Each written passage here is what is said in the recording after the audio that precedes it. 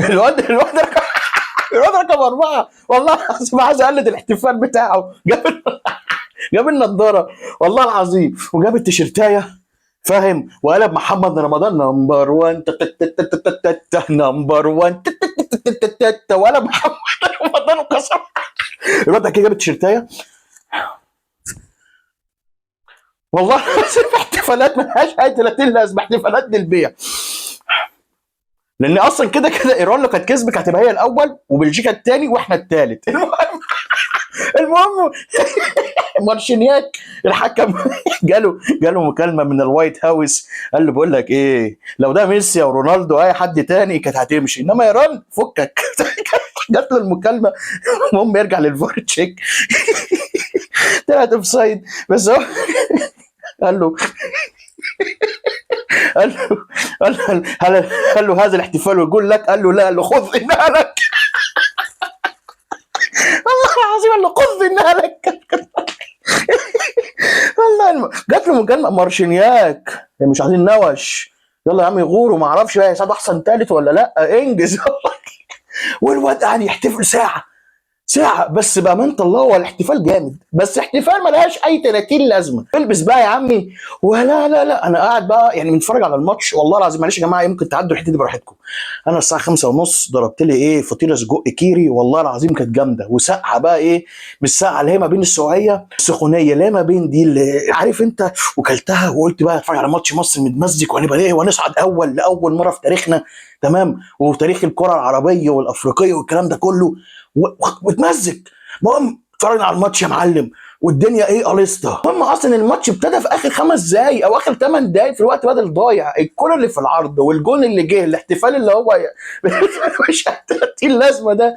وياسر ابراهيم، الكريدت ياسر ابراهيم بقى، قبل كام لاعب كده ياسر ابراهيم شال كوره، شال كوره يا راجل، تاكلينج يعني، شال شوطه والكوره يا جميل يا جميل يا ياسر يا جميل، ياسر رجوله بقى، ياسر الاسطوره والله، شال كوره كريدت يا لهوي، ياخد فيها الكريدت بسم الله ما شاء الله ياسر يعني. بس ايه كميه الاصابات دي، ايه كميه الاصابات دي. صلاح طبعا اول ما جت الدقيقه بتاعت الدقيقه 56 واول ما زيزو نزل قلت هو لا اكيد العميد مش كده، اكيد لا في حاجه غلط. طب صلاح اتصاب، صلاح اتصاب في الخلفيه، وعندك فتوح اتصاب في الخلفيه، وعندك مع محمد عبد المنعم اتصاب، وعندك حمدي فتحي اتصاب، وكميه انذارات كتيره جدا، غير ان بلجيكا كسبت 4-1. يعني كده اصلا حتى كنا متعادلين في الاجوال، اللاعب النظيف كان هيروح لمين؟ هيروح لبلجيكا اللي احنا خدنا كميه انذارات، محمود صابر ومهند لاشين ومحمد هاني ولا مين تاني، كتير قوي خدوا انذارات والله، عندنا كميه انذارات كتيره. يلا يا معلم يلا، بس يعني فقدنا الصداره تاهل، ولكن في مشاكل كتيره بالنسبه لي في الماتش ده، علامه استفهام. اول ما نيجي للمرحله الاخيره او بقى نوصل للقمه، لازم في شويه لا مؤاخذه آفه كده بتاعتنا، وما نستغلش الفرصه ليه مش عارف، هي آفه بتاعتنا. طب هنعمل ايه يا رب، هنعمل ايه، حاجه بتاعتنا في الشعب، في العرب وفي الشعب بتاعنا بالذات كمنتخب مصر. لعب استراليا الحمد لله طبعا، لان اصلا كان لو كان ايران كسبت كان استراليا هتلاعب مين؟ ارجنتين. فطبعا استراليا هتلاقي فرحانه دلوقتي انها كانت هتلاعب مين؟ ارجنتين، تمام. قال لك هنلاعب مصر. واستراليا اصلا كمان كانت كسبت تركيا، ومش عارف عملت ايه في الماتشين التانيين الصراحه مش متذكر يعني، بس كسبت تركيا اصلا كانت مرشحه انها تصعد يعني في المجموعه، هم كسبوهم. ربنا يستر في الماتش بتاع استراليا ده الصراحه، لان الماتش يعني انا مش عايز العب استراليا ومش عايز اخرج من استراليا يعني، بس يعني ربنا يكرم ان شاء الله ندرك الاخطاء دي يعني. بس الصراحه يا جماعه لو اتكلمنا على الماتش يعني، في لاعبين عايز اتكلم عليهم بصراحه يعني، او 3 لعيبه. عايز ابدا الصراحه بمحمد عبد المنعم وضربه الجزاء اللي يعني عملها محمد عبد المنعم، طبعا بعيد بعيد كل البعد عن كره القدم. محمد عبد المنعم وانا بتفرج حزين الكره خانته في ضربه الجزاء، خانته، واتصاب بعديها في مشط الرجل دي، ما اعرفش ده ايه يا رب يعني، يا رب تطلع سليم. الواد ده خد اصابه بتاعه الرباط الصليبي، وكابتن حسام حسن جابه المنتخب، كان عليه علامات استفهام كتير طبعا ان هو جابه، ان هو اصلا ما بيلعبش. ومحمد عبد المنعم من اللعيبه اصلا اللي هو لو يعني لولا الاصابات دي وفي نيس، وكان عندنا اكتر من يعني، كان عندنا امل كتير جدا ان محمد عبد المنعم يروح حتت كبيره بقى، دوري انجليزي دوري اسباني يعني. كل الملاعب حزين على اداء محمد عبد المنعم، حزين كمان ان هو مش قادر يلعب. محمد عبد المنعم خارج نطاق الخدمه، نوت افيلبل، وطبعا خارج هو سند على الاعلانات، حاجه تحزن يعني. من لعيب هو من احلى المدافعين اللي جت في مصر في التاريخ كلاعب كوره يعني، لعيب كوره ومدافع وبيطلع بالكوره، هو الوحيد اصلا في المنتخب مصر اللي في الحته دي اللي بيعرف يلعب كوره اصلا. اه والله في خط الدفاع ده هو الوحيد اللي راسي. لبسنا ضربه جزاء طبعا، بس قبل ضربه الجزاء يعني بسم الله الرحمن الرحيم، احنا جبنا الجون الاولاني بتاع محمود صابر. محمود صابر بعديها توهه غير اعتياديه من لاعب المفروض هو جاب جون في كاس العالم، والمفروض يبقى اداؤه احسن من كده، تحس ان هو مش عارف واجبات مركزه اصلا، مع ان جاب جون. يعني طبعا كانت باي لك والكوره مشيت حلو جدا يعني، وكانت يعني كابوري طبعا اللي خدنا يعني اللي بيتفرجوا علينا يا جماعه.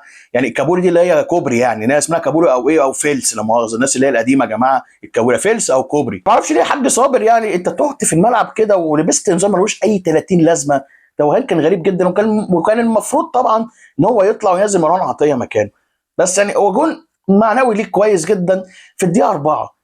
كانت ضربه جزاء طبعا بتاعت محمد عبد المنعم دي، طبعا تالق شوبير طبعا النهارده الكورتين الجولين خروجه كان مش عارف ماله، بس من نجوم اللقاء صد ضربه الجزاء. وحتى الجون اللي جه فينا بتاع رامين ده هو صدها، ورامين كمل عليها يعني، وحطها في يعني حطها جنبه على الشمال، وطبعا شوبير هو فرش الفرشه حلوه جدا بتاعت نوير دي. ف يعني جت جون. وعارف الشوط الاول هو الماتش ما فيهوش اي حاجه، هو السسبنس في اول 8 دقائق بالظبط او 10 دقائق بالظبط، والسسبنس في اخر 10 دقائق في الشوط الثاني. بس النهارده صلاح يا جماعه، صلاح يا جماعه، صلاح يا جماعه، احنا كنا اصلا يعني صلاح كنا من 2019 بننتقده وبنلومه على اللاعب اللي غير طوبه اخيرا بقى لاعب مش من انجليزي بقى لاعب مصري. واتكلمت كده في ماتش نيوزيلندا، قلت محمد صلاح شال الطوب الاجنبي وبقى توب المصري، لعيب النجريج اللي من طنطا اللي من غربيه. هو ده صلاح، احتكاكاته باللعب الجماعي بالترقيص، هو كل كوره انا هلعب جماعي. وزعلت قوي واتضايقت جدا ان ده احلى 3 ماتشات لمحمد صلاح في السيزون ده. منك لله يا ارني سلوت، ارني كلوت ارني سلوت ده ارني كلوت. يعني احلى 3 ماتشات لمحمد صلاح في السيزون ده، فما تكملش برضه على خير. في الدقيقه 56 الاصابه اللي جات له بتاعت الخلفيه دي، يا لهوي، هو الوحيد اللي كان بيحرك الملعب. محمد صلاح هو الوحيد اللي كان بيحرك الملعب النهارده يعني. فبجد احلى او من احلى النسخ لمحمد صلاح في المنتخب. هتقول لي احلى نسخه لمحمد صلاح ايه؟ اقول لك بتاعت ابو تريكه بتاعت 2014 دي، لما كان تريكه بيباص لصلاح وصلاح بيفنش. دي من احلى النسخ لمحمد صلاح حرفيا.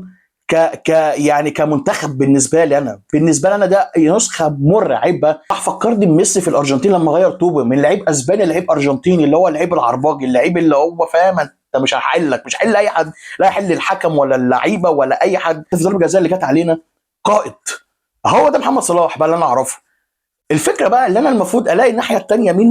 مرموش بقى، ما اعرفش. مرموش طبعا ما بداش الماتش لان مستواه في الماتشين لا يؤهل انه يلعب في منتخب مصر. ده اللاعب اللي كنا بنشوفه في افريقيا اللي فاتت اللي كان متالق مرموش وجوان وبتاع وانتاجيه، الاقي النهارده حتى مرموش لما نزل ما ماشي، بس لا مرموش. برضه احنا بنستحمى يا اسطى، انا على عهد اللي في الفيديو اللي فات، احنا بنستحمى بنحط برفيوم والله العظيم. دي كانت قرصه ودني من حسام حسن، اللي مش هيلعب حلو مهما كان اسمه والله ما هلعبه. دي اللي عجباني في حسام حسن، قصر كبرياء اللاعب دي، اللي هو قصر انفه زي ما بيقولوا، او الكبر وقصر الانف دي عجبتني جدا من حسام حسن. والماتش الحمد لله رب العالمين زي ما يعني اذا ما هو خلص كده، هو خلص كده عشان حسام حسن. مش ممكن اللقطه عاشور عاشور خير عملت كده في ايه يا عميد؟ ما عملتش حاجه والله، هو اللي ضيع كان ياسر ابراهيم الكوره بتاعت الكورنر، ما عملتش حاجه يا عم والله العظيم. الواد امام خاف تلعب مسك راسه. والكوره اللي بتاعت الشوط الاولاني باين لما كان يضرب العمود، افتكرت حوار ميدو. طبعا الف سلامه على ميدو والحمد لله على السلامه. طبعا يعني ميدو يعني كان تعبان جدا وعنده يعني ابتلاء شديد جدا، ربنا يا رب يا رب يعني يطلع منه ان شاء الله. فالف سلامه طبعا عليك ميدو. فطبعا افتكرت ميدو في البودكاست لما قال لك لما ضرب وش رجله في البتاع بتاعت الحمام، هلعب يا كذا، هلعب يا كذا.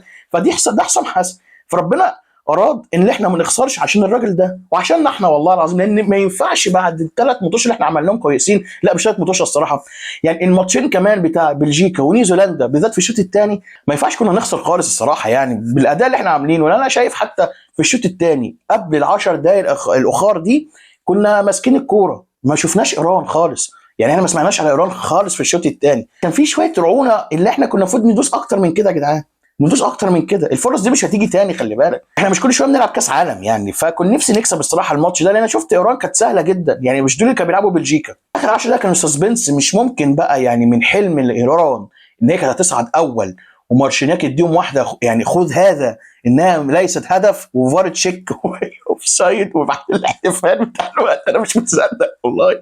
عارف كانوا اول خلاص والموضوع كان هيتغير وانت تبقى ثالث، وبعد كده هوبا جون اتلغى، بلجيكا بقت الاول واحنا بقينا الثاني وهم بقوا الثالث. ففي دقيقه واحده كره القدم بتعمل العجائب، هي دي الكوره الساحره المستديره في كوره واحده، في كوره ايه، في ثانيه واحده في اعلى القمم، وبعد دقيقه واحده تخليك في دون المستوى. ده اللي حصل النهارده في الدقيقه دي، سبحان الله يعني.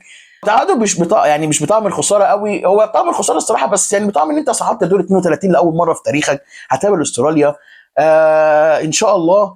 يعني يكسب استراليا باذن الله يا رب، باذن الله. بس يبقى في نقط، يعني خط الدفاع لازم يتعالج، خط النص لازم يتعالج. امام عاشور انا استغربت ان هو يعني الصراحه ان هو يعني بيلعب ناحيه اليمين، هو جربها في الماتش بتاع نيوزيلندا، بس انا كنت لا يعني يا عميد، ماتش بلجيكا ونيوزيلندا في الشوط الاولاني بالذات كان بيلعب شمال وكان بيلعب حلو، وكان عنده لا مركزيه، يعني بيلعب في النص وبيلعب يمين وبيلعب شمال. يعني انا عارف ان هو، او انا متفاهم ان هو بيلعب ناحيه اليمين عشان يغطي مع من ناحيه محمد هاني، ومن الناحيه الثانيه محمد صلاح طبعا عشان الحاله الدفاعيه او كل لو اتقطعت يعني ايه مننا. مبروك لمنتخب مصر برضو الصعود والتاهل لدور 32، حاجه ما كانتش متوقعه. انا واحد من الناس ما كنتش متوقع اصلا احنا هنصعد خالص وما نكسبش اصلا ولا ماتش الصراحه. فالحمد لله رب العالمين كسر التوقعات بتاعتنا. مبروك لكل الشعب المصري، مبروك بالذات طبعا بعد اللعيبه للعميد حسام حسن. بيب بيب بحبك يا عميد والله العظيم. الحمد لله رب العالمين. هنلعب استراليا ان شاء الله كاس العالم، يعني ممتع جدا، ممتع وسسبنس. احنا عملنا سسبنس يا جماعه بجد يعني. مبروك للعيبه الصراحه للمره المليون يا جماعه، ما خذلتوناش برضو، في تقصير، في حاجات لازم يعني تتعدل، بالذات الكره العاليه دي، لان هم اكيد استراليا هتلعب علينا في القصه دي. الكره العاليه عندنا الافه بتاعتنا، ومالهاش علاقه بجيل قوي وجيل ضعيف، هي الافه بتاعتنا بتاعت منتخب مصر الكور العاليه دي. فاتمنى باذن الله نعمل يعني نكسب استراليا، نصعد لدور ال 16 باذن الله، حتى لو يا عم يعني خسرنا من الارجنتين او خسرنا من حد مرشح وخسرنا من الليو، انت فاهم، بس باذن الله نعمل حاجه باذن الله. يعني باذن الله حتى لو خرجنا يعني ما نخرجش يعني بايه، هنخرج بصعوبه ان شاء الله يعني. بس يعني اتمنى باذن الله.